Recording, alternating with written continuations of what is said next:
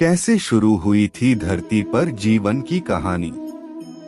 एक अनुमान के अनुसार कहा जाता है कि धरती की उम्र 450 करोड़ साल है, लेकिन यहाँ जीवन की शुरुआत कैसे, कितने समय में हुई और कहाँ से हुई, इसकी भी कई कहानियां हैं। हम अक्सर ये सोचते हैं कि क्या इस विशाल ब्रह्मांड में और कहीं जीवन है?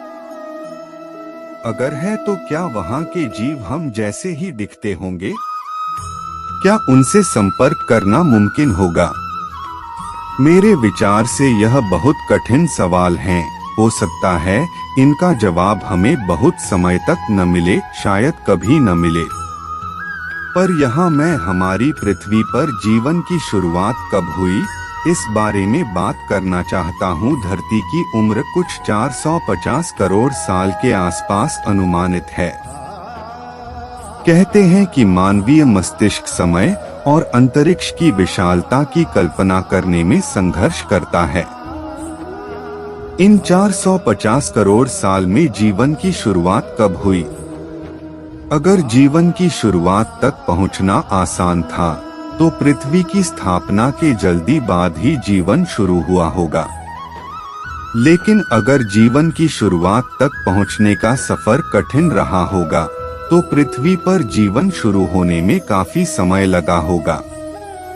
आज हम जानते हैं कि जीवन की शुरुआत लगभग 400 करोड़ साल पहले हुई थी। यह कहाँ हुई थी, इसको लेकर वैज्ञानिकों के पास अलग धारणाएं हैं, पर उनमें से एक प्रबल धारणा कहती है कि जीवन की शुरुआत समुद्र की सतह पर हुई थी। हमारे ये अनुमान कहते हैं कि जीवन तक पहुंचने का सफर धरती पर जल्दी ही कर लिया गया। ऐसा इसलिए भी है क्योंकि पृथ्वी के बनने के बाद बहुत समय तक हमारे ग्रह की सतह पर उथल-पुथल चलती रही।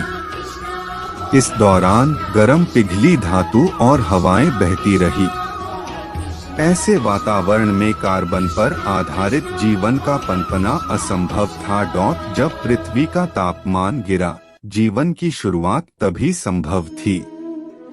ऐसा सोचे तो लगता है कि जीवन का उद्भव आसान होता है, और अगर वो धरती पर आसान रहा है, तो ब्रह्मांड में और जगह भी आसान रहा होगा। मेरे विचार से ऐसा सोचना ठीक है। पर उसके बाद जो धरती पर हुआ, उससे यह सवाल थोड़ा पेचीदा हो जाता है। पहले जीव जो धरती पर आए, इन जीवों में यानी केंद्रक नहीं होता, और हमारी कोशिकाओं के मुकाबले में यह बहुत सरल होते हैं। यह बैक्टीरिया वही हैं जिन्हें मारने के लिए हम एंटीबायोटिक खाते हैं। जब जीवन का आविष्कार धरती पर हुआ, तो दो तरह के प्रोकैरियोट सामने आए। एक का नाम बैक्टीरिया है और दूसरे का आर्किया। यह दो किस्म की कोशिकाएं सरल होती हैं, और 400 करोड़ साल पहले धरती पर आकर इन्हीं दोनों का धरती पर बोलबाला रहा। ऐसा लगभग 200 करोड़ साल तक चला। इतने लंबे अंतराल के बाद एक आर्किया ने एक बैक्टीरिया को अपने अंदर समा लिया। यह घटना कब और कैसे हुई, इस पर आज भी अनुसंधान जारी है, और इस प्रसंग की बारीकियां हम आज नहीं जानते हैं। पर इस एक घटना ने धरती पर जीवन का रुख बदल दिया। आर्किया के अंदर बैक्टीरिया जाने से एक यूकेरियोट कोशिका पैदा हुई। हम अपने आसपास जितनी प्रजातियां देखते हैं, पेड़, पौधे, जानवर, पक्षी और हम स्वयं, सभी उस यूकेरियोट कोशिका की नतीजा हैं। आर्किया के अंदर जाने वाला बैक्टीरिया क्रमागत उन्नति के एक प्रक्रिया के बाद एक कोशिका का वह केंद्र बन गया, जहां कोशिका की ऊर्जा का उत्पादन होता है। ऐसा होना धरती पर जीवन के लिए एक बहुत महत्वपूर्ण कदम था। ऐसा माना जाता है कि इस एक घटना से एक कोशिका जितनी ऊर्जा थी वह बहुत बढ़ गई, और उसी कारण से मनुष्यों जैसे जटिल जीवों का धरती पर आना संभव हुआ। पर ऐसा होने में 200 करोड़ साल क्यों लगे? इस सवाल का कोई सरल जवाब नहीं है।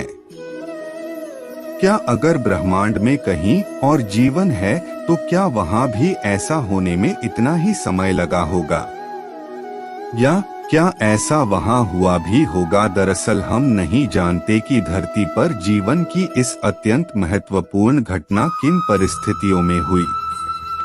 ऐसा होने में कितना योगदान 200 करोड़ के विशाल अंतराल का है और कितना एक बहुत भाग्यशाली घटना का है, यह रहस्य खुलने में अभी कुछ और समय लगेगा।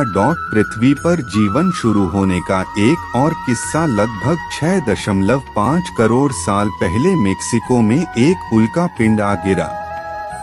उसके गिरने से धरती पर जो प्रलय आई, उससे जो तबाही हुई, उसका एक शिकार डायनासोर भी थे।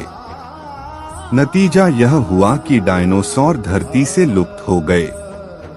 उनके लुप्त होने से धरती पर दबदबा बनाए रखने वाली एक प्रजाति गायब हो गई। इसी कारण और प्रजातियों को मौका मिला कि वह अपना प्रभाव जमा सकें। यह इसी हादसे के कारण हुआ कि मनुष्यों की पूर्वज प्रजातियां फल फूल पाईं और परिणामस्वरूप कुछ 6.5 करोड़ साल बाद हम धरती पर एक प्रभुत्व वाली प्रजाति हैं। यदि 6.5 करोड़ साल पहले वह उल्का पिंड धरती पर न गिरा होता तो मेरे ख्याल से धरती पर जीवन की कहानी कुछ और ही होती।